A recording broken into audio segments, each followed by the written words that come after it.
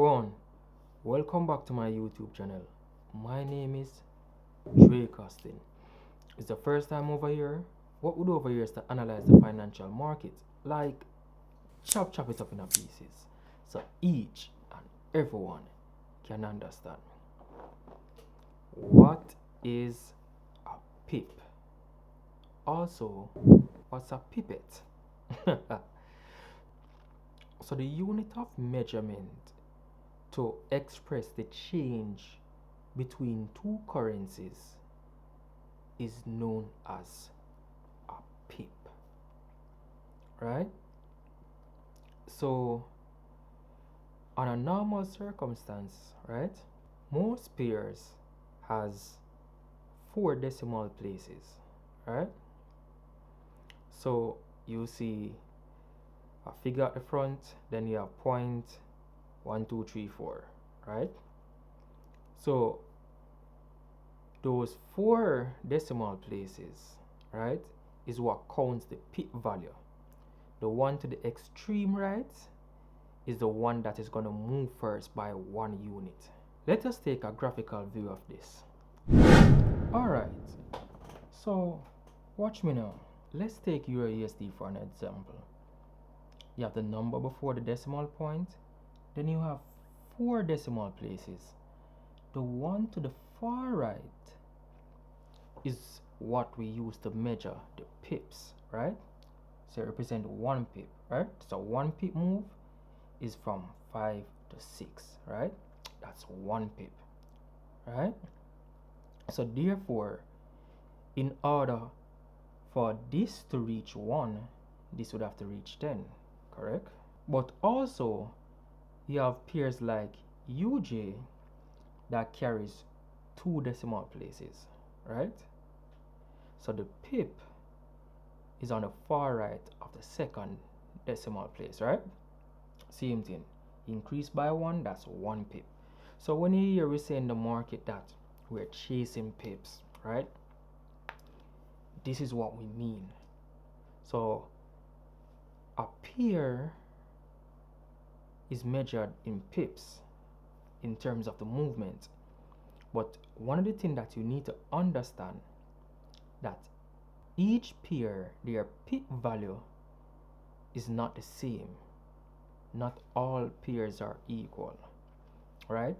Some pair pip value like a GBP USD, USD CAD, those pip values are very high in comparison to a Euro JPY where the pip value is very low.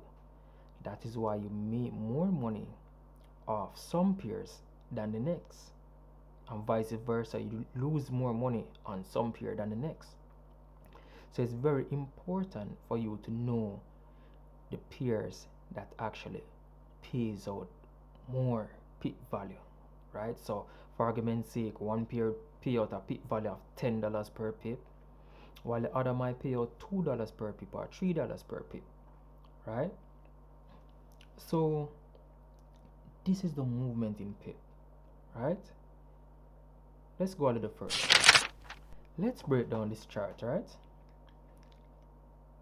The number on the left represents 10,000 pips, right? The one after the decimal point, 1,000 pips. This is 500 pips, 30 pips, 8 pips. But wow, there's a 5th number, and we're gonna dive straight into that. The 5th number is known as the pipette. So the pipette measures 1/10 of a pip. The pipette measures 1/10 of a pip, right? So it's simple maths. Whenever this reaches 10, this reaches 6, right? So this now be 600 pips, right? And so on, right? If this was 5, this will be 50 pips, and so on, right? So this is how it's measured, right? Let's continue. So showing our next example of the pip in comparison to the pipette. So EURUSD 4 decimal place, this is a pip right here. 5 decimal place, the fifth one is known as a pipette, which is 1/10 of this here. It's as simple as that, right? So when we want a pair to move, it have to move in pips, right? If a pair is going up, then therefore it's increasing in pips, right? If a pair is going down, then therefore it's decreasing in pips. So it's as simple put as that, guys, right? Pips is the unit of measurement that we use to measure the change in currency pairs, right?